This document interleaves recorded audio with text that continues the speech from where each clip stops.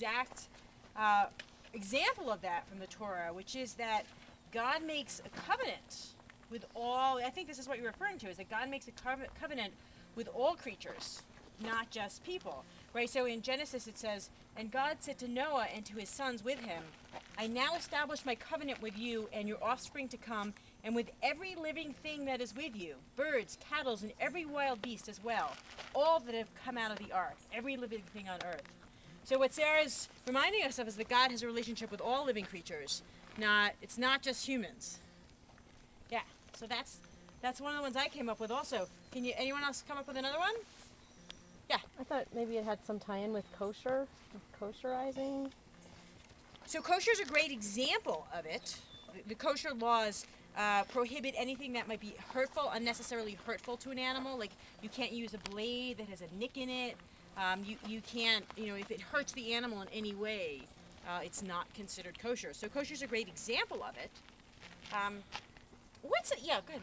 And also we're just, along with that, we're taught to revere all of life and just kind of extends to the plants and everything else also.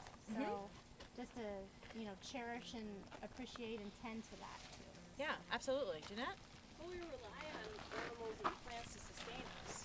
So if we're cruel and exterminate a whole bunch of cows and we can't eat anymore, that's a problem. Very much. Yeah. So if we would look at this from a more human-centric point of view, which we being in Boulder have not, we've jumped right to the world view, which is awesome. But if we were to look at it from a little more human-centric view, can you think of something that if people are cruel to animals, they might be Cruel to people. Yeah, right. So, I hate when people do leading questions, but I didn't know how else to do that. So we know there's a link between the treatment of animals and the way a person treats a human being. And there's been loads of social studies done that prove that a person is cruel to defenseless animals, it's likely they will be cruel to defenseless people. And they've established a link between childhood animal cruelty and adult criminal violence.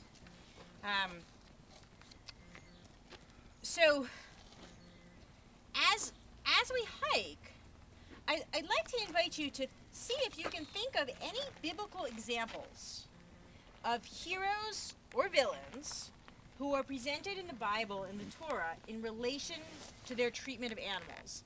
Like we know this person was a good person because they did this, or we know this person was a bad person because of this. Does that make sense? And see if you can come up with any. I thought of a few of them.